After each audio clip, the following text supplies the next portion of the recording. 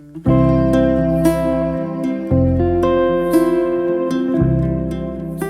en la presencia de Dios, qué bendición poder confiar en un Dios todopoderoso, misericordioso y todopoderoso. Él es el que sacia de bien nuestra boca, el que nos sana de todas nuestras dolencias y el que perdona nuestros pecados y nos rejuvenece como el águila, dice su palabra. Así que no estamos solos, hermanos, en este mundo de adversidades y de conflictos, de problemas que tenemos. Dice Proverbios 8:17, el sabio Salomón: yo amo a los que me aman y me hallan los que temprano me buscan. En verdad, allí está hablando es la sabiduría, y la sabiduría es Cristo. Yo amo a los que me aman y me hallan los que temprano me buscan, no porque Él está perdido, sino porque nosotros estamos perdidos, y al buscarle lo hallamos, y hallamos paz, y hallamos seguridad, y hallamos salvación. Quiero dar gracias a Dios porque aunque la semana ha corrido rápido para mí, ha sido de gran bendición personal, familiar, el estar con ustedes conectados, hermanos, en esta semana de oración. Vamos a abrir la palabra del Señor en Lucas capítulo 11, que ha sido nuestro texto básico durante toda la semana. Lucas capítulo 11, los versículos 1 y 2. Dice la palabra del Señor así. Aconteció que estaba Jesús orando en un lugar, y cuando terminó, uno de sus discípulos le dijo: Señor, enséñanos a orar como también Juan enseñó a sus discípulos.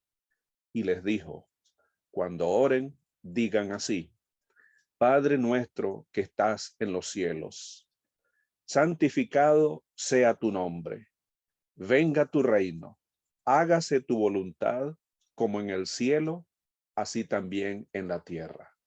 Oremos. Gracias, Dios de amor, por dejarnos tu palabra, fuente de agua viva, de consuelo y esperanza. Cada vez que la abrimos somos bendecidos, y en esta hora reclamamos la promesa del cielo de que sea tu Espíritu el que nos dé el entendimiento, la iluminación para entenderla. En el nombre de Jesús, amén. Esta es la parte de la oración más difícil de cumplir por los seres humanos. Hágase tu voluntad. Decíamos el lunes, que debemos acercarnos a Dios con la confianza de un hijo, con la reverencia que Dios merece, con el corazón abierto y dispuesto a la enseñanza, y que Dios cumpla sus propósitos en nosotros. Y es más difícil, hermanos, hacer la voluntad de Dios de lo que a veces nosotros creemos, porque el corazón humano es necio, es terco y es caprichoso. Por alguna razón siempre nos gusta hacer nuestra voluntad por naturaleza del pecado y no la voluntad de Dios. Antes que Adán y Eva pecaran, era natural obedecer a Dios y hacer su voluntad. Pero después que nuestros primeros padres transgredieron, y todas las generaciones posteriores, incluyéndolo a usted y a mí, que somos herederos de la muerte y del pecado de Adán y de Eva, nosotros se nos es más natural hacer lo malo y hacer las cosas al revés y contrarias a la voluntad de Dios que hacer su voluntad. Por eso Pablo nos dice en una de sus epístolas, Efesios 5:17, por lo tanto, no seas insensato, sino entendido de cuál sea la voluntad de Dios. Pero somos necios. Un esposo le decía a su esposa: este año vamos a pintar la casa y vamos a comprar muebles nuevos. ¿Me podrías decir qué qué color de pintura usamos en casa y qué muebles escogemos para la casa? Y ella le dijo lo siguiente: ¿qué gano yo con decirte el color y el tipo de muebles que quiero si siempre tú terminas haciendo tu voluntad y comprando las cosas a tu gusto? Y aunque era un asunto familiar, ilustra lo que realmente en la vida diaria nosotros hacemos. En su santa palabra y en sus 10 mandamientos, Dios ha expresado su voluntad para la raza humana. Pero siempre tratamos nosotros de hacer las cosas a nuestra manera, por nuestra naturaleza carnal, por nuestro carácter, por nuestra forma de ser. Siempre andamos, como dije ya, al revés Cuando le pedimos a Dios que haga su voluntad en la tierra como en el cielo, estamos aceptando y declarando la soberanía de Dios, porque Cristo no solo es mi Salvador, sino mi Señor. Entonces yo debo hacer su voluntad si Él es mi Señor. Pero nos cuesta a veces someternos a la autoridad y a la voluntad de Dios, porque a veces la voluntad de Dios no es lo que nosotros queremos o esperamos. Cuando le pedimos a nuestro Padre que haga su voluntad, le estamos diciendo que haga Él lo que desee para nuestro bien y no lo que yo quiera. ¿Cuántos fracasos, cuántas desilusiones y adversidades nos ha tocado atravesar en la vida, hermanos y hermanas, por hacer las cosas a nuestra manera y no a la manera de Dios? ¿Cuántas consecuencias negativas hemos tenido que atravesar por hacer las cosas a nuestra manera y no a la manera de Dios? Y muchas de esas cosas, hermanos, nos acompañarán hasta la tumba. Marcas que han dejado nuestras malas decisiones nos acompañarán hasta el último momento de nuestra vida, porque nosotros quisimos hacer nuestra voluntad y no la voluntad de Dios. Pero estamos a tiempo y aquí estamos en la presencia de Dios. Él conoce nuestro corazón. Él sabe que somos polvo, que somos débiles, que somos frágiles, y Él está dispuesto a ayudarnos si se lo permitimos. ¿Cómo puedo yo conocer la voluntad de Dios? ¿Cómo puedo orar? Hágase tu voluntad, Señor, aquí, en mi vida, en mi hogar, en la tierra, como allá en el cielo. Y a mí me gusta esa declaración, como allá en el cielo, porque en el cielo, hermanos, las cosas son diferentes, como son aquí en la tierra. Extraje este pensamiento del discurso maestro de Jesucristo. Los ángeles que residen en el cielo no alcanzan conocimiento más alto que el saber cuál es la voluntad de Dios, y hacer esa voluntad es el servicio más alto que pueden ocuparse ellos en sus facultades. En el cielo no se sirve con un espíritu legalista. O sea, en el cielo es natural obedecer y servir a Dios. Hay perfecta unidad entre los ángeles y el Creador. La obediencia no es un trabajo penoso para ellos. El amor a Dios hace de su servicio un gozo. Así sucede también con toda alma en la cual mora Cristo, la esperanza de gloria. Ella repite lo que dijo el salmista: el hacer tu voluntad, Dios mío, me ha agradado y tu ley está en medio de mi corazón. Y como dije ya, hermanos, Dios nos ha dejado un manual que es su santa palabra y nos ha dejado 10 reglas prácticas, pero muy profundas, de lo que implica su santa voluntad, porque su palabra y su ley son una expresión de su carácter. Entonces, cuando yo voy a las Sagradas Escrituras, toda la Escritura es inspirada por Dios y es útil para corregirme, para instruirme, para enseñarme, para redarguirme. Entonces yo debo aceptar la voluntad de Dios aquí escrita, pero no solo repetirla, sino vivirla en forma práctica. Jesús dijo: no todo el que me dice Señor, Señor, entrará en el reino de los cielos. Porque hay miles y millones de seres humanos en esta tierra que dicen yo creo en Dios, se presignan y hasta oran, pero no están haciendo la voluntad de Dios como está expresada en su santa palabra y en sus 10 mandamientos. Entonces necesitamos nosotros permitir que el Señor nos ayude a vivir lo que aquí está y no solo decir Señor, Señor, porque no solo entrar al reino de los cielos. Ayer hablamos del reino. El que dice Señor, Señor no entrará, sino el que hace la voluntad del Padre. Entonces necesitamos conocer la voluntad de Dios en su palabra y hacerla. Alguien dijo: no es lo que comemos, sino lo que digerimos, lo que nos hace fuertes. No es lo que leemos, sino lo que retenemos, lo que nos hace sabios. No es lo que ganamos, sino lo que ahorramos, lo que nos hace ricos. Y no es lo que predicamos, sino lo que practicamos, lo que nos hace cristianos. Entonces, no es tanto conocer la palabra de Dios. Yo conocí un hermano en mi adolescencia que le llamábamos la Biblia, porque ese hermano ganaba todos los juegos bíblicos, era un experto conociendo la Biblia. Pero un día, cuando estábamos despidiendo un año y recibiendo otro, en el círculo de la cancha deportiva de la iglesia, él dio un testimonio y dijo: yo quiero pedir perdón a Dios públicamente delante de ustedes, hermanos, y pedirle que en este año Dios cambie mi carácter, porque yo maltrato mucho a esta mujer que está a mi lado, y era su esposa. Como que aquel hermano conocía tanto de Biblia, pero su carácter no había sido transformado. Pues esa es la lucha que todos tenemos. Pero hacer la voluntad de Dios es vivir de acuerdo a lo que está expresado en su santa palabra. Y ese es un asunto diario, queridos hermanos. Y lo otro que Dios nos ha dejado es su santa ley. El manual es la Biblia, y las reglas de la felicidad son los 10 mandamientos. Y en su palabra, como ya leí el Salmo 48, dice: el hacer tu voluntad, Dios mío, me ha agradado, y tu ley está en medio de mi corazón.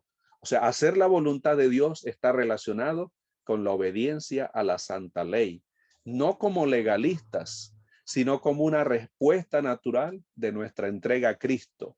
No hay felicidad, jóvenes y hermanos que me oyen, transgrediendo los mandamientos de Dios. Puede que la pasemos bien, puede que nos divirtamos un rato, pero tarde o temprano cosecharemos el fruto amargo de la transgresión. Pero sí hay bendición cuando nosotros respetamos los mandamientos que Dios nos ha dejado y andamos en armonía con esos mandamientos. Por eso cada día nosotros debemos morir al pie de la cruz y pedirle al Señor que nos ayude a obedecer con gozo sus mandamientos. Yo les cuento a los hermanos cuando estoy en campaña que hoy los padres le hemos enseñado a los hijos a comer, pero no a obedecer ni a conocer los mandamientos de Dios. Hace unos años hicieron en California una encuesta a jóvenes de 16, 17 y 18 años, y solo 2 preguntas le hacían.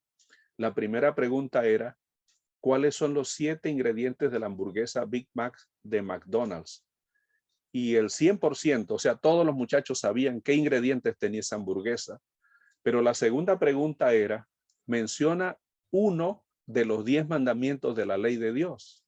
Y el 86% de los muchachos no sabía ni uno de los 10 mandamientos de la santa ley de Dios. Y por eso es que el mundo está como está.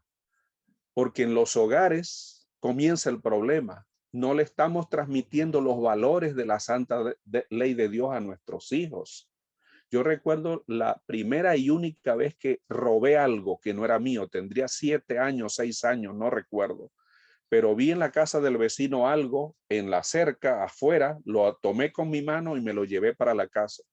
Cuando mi mamá descubrió que yo me había robado algo que estaba al frente de la casa del vecino, me tomó de la oreja con el producto en la mano, me llevó allá a pedir disculpas y me dijo: ningún Zúñiga es ladrón y tú no vas a mancillar el nombre. Y yo nunca olvidé esa enseñanza y dije: jamás en mi vida voy a robar algo. No éramos cristianos, yo no conocía los 10 mandamientos. Después que entendí los 10 mandamientos, agradecí a Dios y a mi madre porque me estaba enseñando el camino correcto de respetar los santos mandamientos de la ley de Dios. El hacer tu voluntad, Dios mío, me ha agradado, y tu ley está en medio de mi corazón. Hermanos queridos, cuando nosotros le decimos a Dios: hágase tu voluntad, estamos dejando que sus planes y sus propósitos sean cumplidos en nuestra vida. Dios nos ha dejado algo muy sagrado y muy peligroso, que es la libertad de elección, que se llama libre albedrío. O sea, Dios no nos impone su voluntad. Dice: tienes que hacer esto porque sí o sí. No, Él nos dice: este es el camino. Esta es la manera correcta de hacer las cosas. Esta es mi voluntad para tu vida. Pero es una decisión individual que cada persona tiene de tomar la decisión de hacer la voluntad de Dios o lo contrario a la voluntad de Dios. Pero cada uno es responsable de sus actos. Nosotros tenemos aquí en la cabeza 4 lóbulos: el lóbulo frontal, lóbulo parietal, el lóbulo occipital y el lóbulo temporal. Ahora, es aquí en la frente donde nosotros tenemos el lóbulo frontal, el que tiene la capacidad de tomar decisiones inteligentes o necias. Hace un par de días o ayer dije que A veces nosotros actuamos peor que las bestias en relación a hacer la voluntad de Dios. Dios construye un arca con Noé, llama a todos los seres humanos y nadie viene, pero los animales sí vienen. O sea, hay más sabiduría en la mente de un burro, de una jirafa, de un elefante, de un rinoceronte, de un gato, que del mismo hombre, que neciamente rechaza la voluntad de Dios. Entonces Dios nos ha dado esa capacidad ejecutiva aquí en la frente, con la libertad de elección de nosotros hacer o no la voluntad de Dios. Por eso debemos someternos a Él y hacer su voluntad. Ahora, una de las cosas más lindas de la voluntad de Dios es lo que dice Romanos 12:2. No te conformes a este mundo, sino transfórmate por medio de una renovación de vuestro entendimiento, aquí en la cabeza, en la frente, para que comprobéis cuál sea la buena voluntad de Dios. Y aquí le agrega esto: agradable y perfecta. Hermanos, la voluntad de Dios siempre va a ser buena, agradable y perfecta para nuestra vida. Dios no quiere amargarnos la existencia. Dios no quiere arruinarnos la fiesta. Dios lo que quiere es darnos seguridad, felicidad, pero de la verdadera, de la buena. Porque nosotros podemos ser felices allá, lejos de Dios, por unas horas. Pero si queremos ser felices aquí por la eternidad, solo hay una manera, y es aceptar a Cristo como Señor y Salvador y hacer su divina voluntad. Esa voluntad agradable y perfecta. Yo sé mis planes que tengo para tu vida, dice el Señor. No son planes de mal, son planes buenos. El Señor tiene buenas intenciones para nosotros, para que en nuestra vida diaria, en nuestra vida familiar, nosotros podamos entender y hacer su voluntad. Pero debemos morir al yo cada día. Cuando Cristo estaba en el Getsemaní, nos dejó un ejemplo poderoso en su humanidad, porque Cristo fue 100% hombre, no mitad Dios y mitad hombre. Él era y es 100% Dios, pero se hizo 100% hombre, y en su humanidad Él bebió la copa amarga y por 3 veces pidió que se hiciera la voluntad de Dios. Yendo un poco adelante, estoy leyendo Mateo 26:39. Se postró sobre su rostro orando y diciendo: Padre mío, si es posible, pasa de mí esta copa. O sea, líbrame de este trago amargo, pero que no sea como yo quiero, sino como tú quieres. Versículo 42, otra vez, por segunda vez, dijo: Padre mío, si no puedes pasar de mí esta copa sin que yo la beba, hágase tu voluntad. Número 3, Mateo 26:44, y dejándolo se fue de nuevo y oró por tercera vez diciendo las mismas palabras: no se haga mi voluntad, sino la tuya. Hermanos, Dios no nos permite pasar por esta tierra por problemas que en su infinita sabiduría Él sabe que es la única manera de salvarnos. Pero cuando estemos bebiendo esa amarga copa, recordemos la experiencia de nuestro Señor Jesucristo en el Getsemaní y digámosle: Señor, no sé por qué esto está pasando, no sé cuáles son tus propósitos, pero no se haga mi voluntad sino la tuya. Cumple tu voluntad en mi vida. Y eso fue lo que hizo Job. Job no entendía lo que estaba viviendo, pero él dice: aunque Jehová me matare, en él confiaré. O sea, yo sé que estoy cerca de Dios bajo su amparo. Y si hay una pérdida, si hay una situación que yo no puedo, que se me escapa de las manos, por pequeña o grande que sea, debe someterla a la voluntad soberana de Dios. En la Biblia aparece una parábola en Mateo 21, y con esto estoy cerrando. Mateo 21, del 28 al 31. Este va a ser mi sermón para el sábado en la iglesia. No el sermón del sábado en la mañana, sino de acá, de esta semana, sino en la iglesia donde voy a predicar los 2 hijos, sí o no. Y dice: ¿qué les parece? Un hombre tenía 2 hijos y le dijo al primero: ve hoy a trabajar en mi viña. Y el primero le dijo: sí, pero no fue. Luego se acercó al otro hijo y le dijo: hijo, ve hoy a trabajar en mi viña. Y él dijo: no voy a ir. Pero después, arrepentido, fue. Y Jesús pregunta esto a los fariseos, a los publicanos, a los que estaban oyéndole allí: ¿quién de los 2 hizo la voluntad del Padre? Y todos respondieron: el que fue. Y Jesús le dijo, pues las rameras y las prostitutas van delante de vosotros y los publicanos van delante de vosotros al reino de los cielos. Porque no es tanto aparentar ser cristiano, sino vivir de acuerdo a la voluntad de Dios. Mucha gente dice, sí, sí, pero a la hora de la verdad están diciendo no con sus actos, con sus acciones y hábitos. El Señor no quiere hijos que digan que van y no van. El Señor quiere hijos sinceros que digan, Señor, aquí estoy. Tú conoces mis luchas y mis debilidades. Tú conoces mis caprichos, mi terquedad, mi necedad. Y aquí estoy muriendo al pie de la cruz. Quita mi arrogancia, quita mi egoísmo, quita mi desánimo. Implanta en mí el fruto del Espíritu, esa fe, esa confianza, ese amor, ese gozo que solo proviene del cielo. Y eso es un asunto diario, hermanos, porque cada día, decía Pablo, yo muero, porque cada día es una nueva batalla. Así que yo te invito en esta hora, hermano querido, a clamar a Dios para que te muestre su voluntad, pero ir a su palabra y a sus mandamientos, y allí claramente está expresada cuál es su voluntad para nuestra vida, y vivir de acuerdo a ella, tomado de la mano de Jesús y guiados por el Espíritu Santo. Quiero invitarte a inclinar tu rostro y para que junto como Josué digamos, mi casa y yo serviremos a Jehová. Aquí estoy, Señor, quiero hacer tu voluntad. Oremos.